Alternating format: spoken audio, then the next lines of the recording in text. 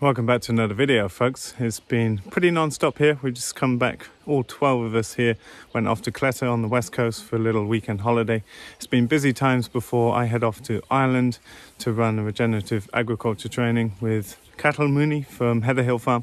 But a little update what's going on these sunny and stormy days here at the farm.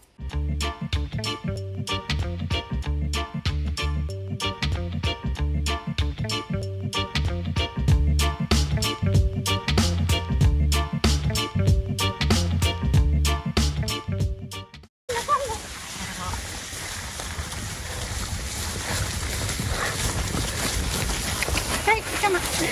Yeah.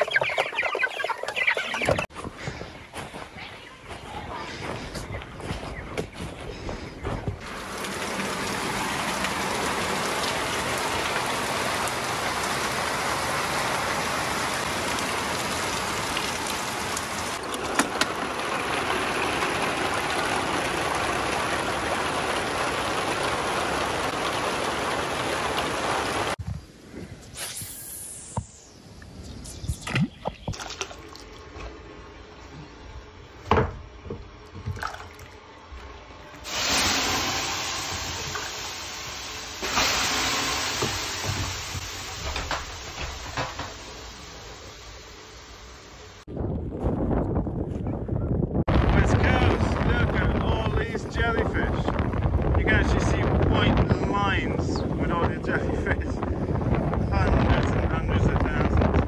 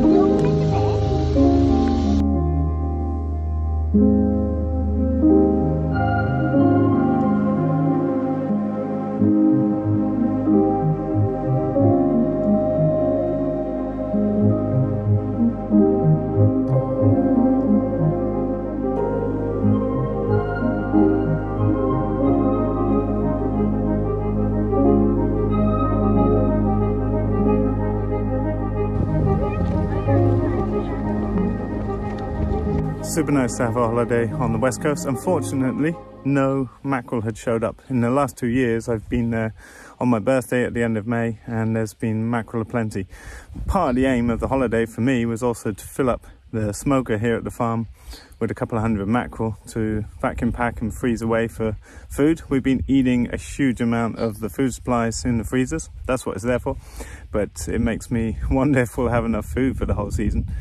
It's super nice though to get away, get a little headspace from the farm, and super nice to be on the beautiful west coast. I'm not actually going to get to the west coast much this season, maybe later in the summer, but I am determined to go back for a short mackerel fishing trip very soon. Right, up on the roof. So, still not sure how I'm going to do all this, because I can reach some of the barns on both sides. I had a roof ladder, but it only clips onto the very tip of that roof, and that does not feel safe to me. I'm a little nervous working at heights. Nice view though. This is the paint I'm using.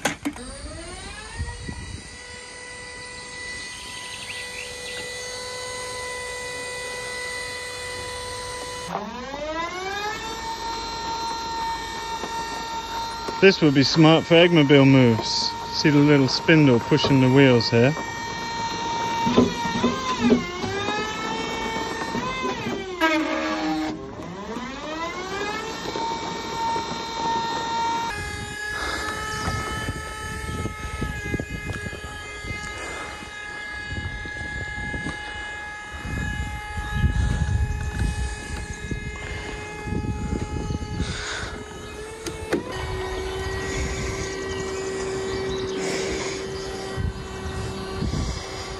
All right, good progress, but run out of power.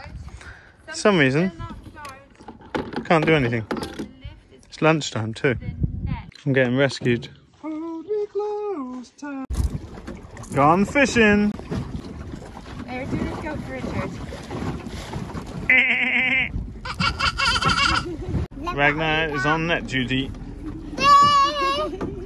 Whoa, Ragnar! He's heavy. You got him. Whoa. All right. He's all.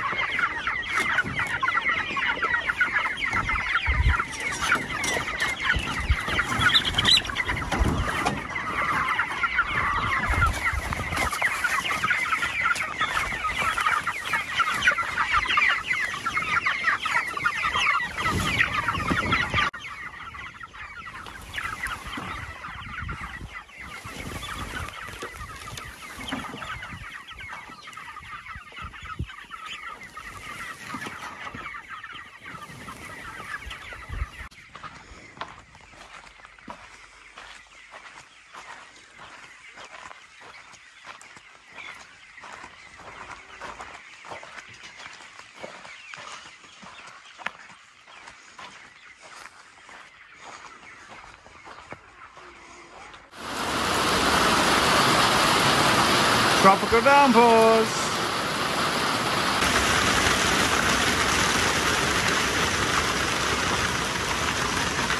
Thunder and hail.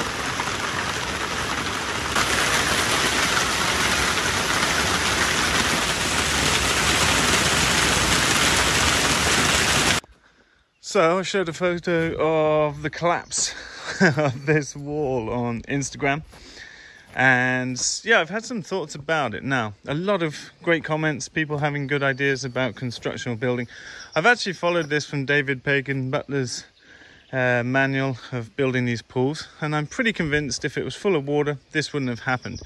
The reason being, I would have expected more to happen on this side. Nothing's happened at all. And what's actually happened is we had a torrential downpour where basically you just have a huge amount of water coming in a very, very short space of time. And just think of all the water collection here going into that back wall. Yes, I should have had buttresses. Yes, there's a lot of easy comments in hindsight. I'm totally convinced if it was full of water, that wouldn't happen because the liner goes all the way up to the top of this wall. So even if we'd had torrential rainfall, it would have gone into the pond and gone out the overflow. As soon as water's landing on the top of this ridge, if you like, it's going away from the pond. So I'm going to rebuild. I've actually got the digger, was going to come today and help dig away the old wall and rebuild a new. But because I'm not going to have a chance to rebuild it anytime soon, he's going to come when I'm back and dig that away just to make it easier. I'm too busy right now to be smashing up blocks and pulling them out by hand. So we'll get the digger back in before the Atafal's house comes. Now I've even bought replacement bricks to speed that up. We can salvage a bunch of this, but I can also use them for other building projects around the place. So I'm just going to make it quick and simple because I want this in before the summer is through. But I will be doing it fairly similar to before because I figured that even if I haven't got the liner in, I can put a big tarpaulin here leading into the middle of the pool, and I'm not concerned that that would happen again. Some people might say, ooh, or think that that's naive, but I'm pretty calculated around this, and I'm pretty confident that that only happened because of such torrential downpour in such a short space of time. This is pure sand. There's no expansive clay or anything like that. You can see we've just had another one of these torrential tropical style storms, and there's only a tiny bit of water in the bottom of that. So that's my thinking, and that's the way I'm going to play it. Well, here potatoes come up, and the onions and garlic are doing good. In the far corner we've put in grain for grain trials, but that's slow to emerge. It's been cold this spring, very hot days but cold nights, and I think that slows everything down. Those of you that follow the channel regularly will remember we had to raise 1,000 broilers in here last spring. This place is not optimal for growing at all. It's very wet on this side, which you can actually see down in the corner here. We just filled it with squash and some beans and other just fun things, and we're watering it by hand right now because we only have aerial watering in here. Not ideal for the squash, but you'll remember last summer after the broilers came out, we just filled it with pumpkins, and it soon smothered everything and just kind of left it as a low intensity food supply.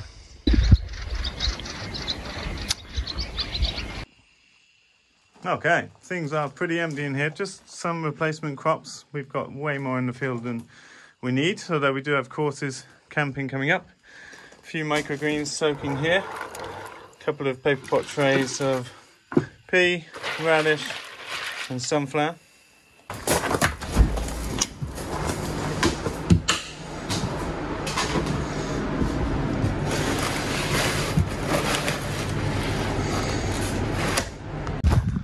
So boring the skylift was great, and I've managed to spray the Farley red on this barn as well as paint the doors black, and I've even managed to spray the roof on both sides of the workshop.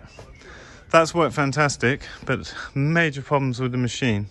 First, a fuse went that we couldn't find, and so we had to call them out, and when they showed us it was like, but we couldn't find it and didn't have a manual. And then the hydraulics seemed to give up and there was just no power in the machine. So a bit of a pain because I had a very tight window. When I look at my schedule, I don't really have much free time between now and August when all the training schedule is over.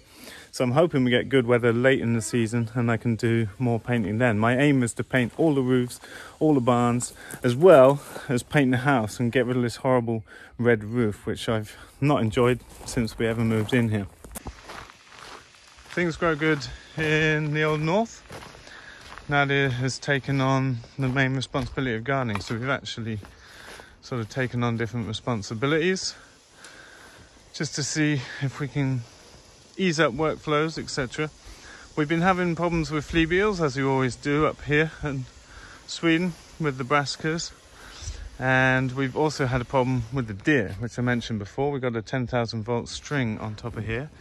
And I've also put a camera looking into the garden so I can see what sort of time of day it's jumping in. It's definitely been in since the wire is on. And yeah, if it's a buck, we can shoot it. If it's a female, we're kind of stuck with it. And on to the second cut of spinach down here. And we've got lots of salads. Onions coming on great. All the brassicas coming on great. But now is the time when we get a lot of the caterpillars emerging, so I'm going to have to cover up a lot of this with insect net in the coming days.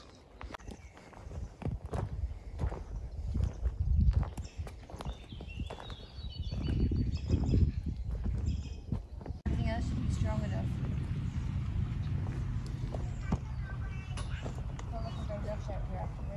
Oh no, I'm gone.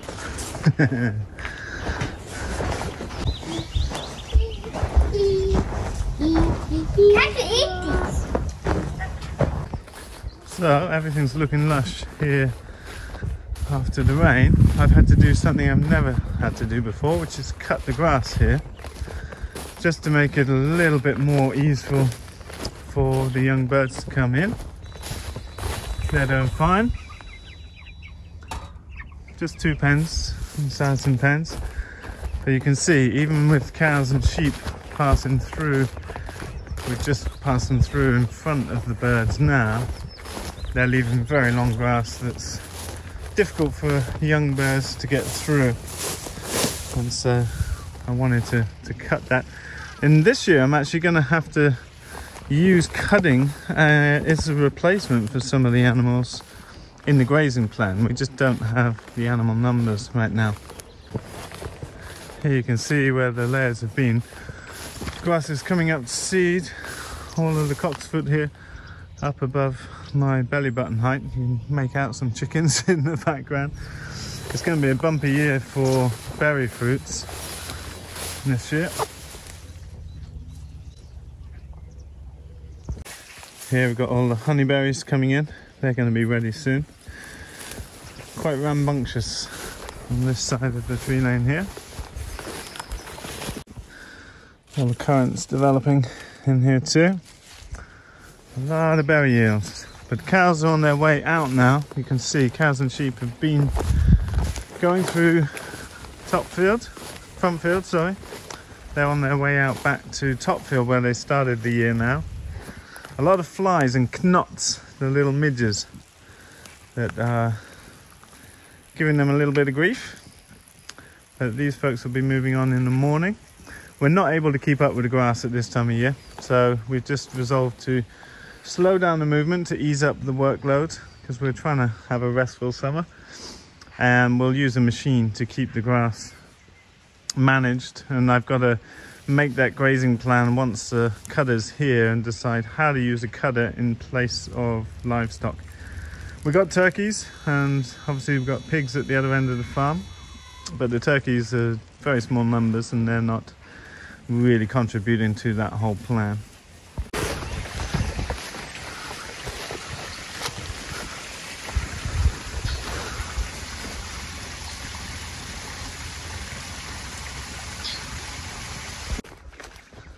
After grazing slowly through top field, we're coming back now to the top of the field with the cows and sheep tomorrow. Turkeys are in here, gobbling away.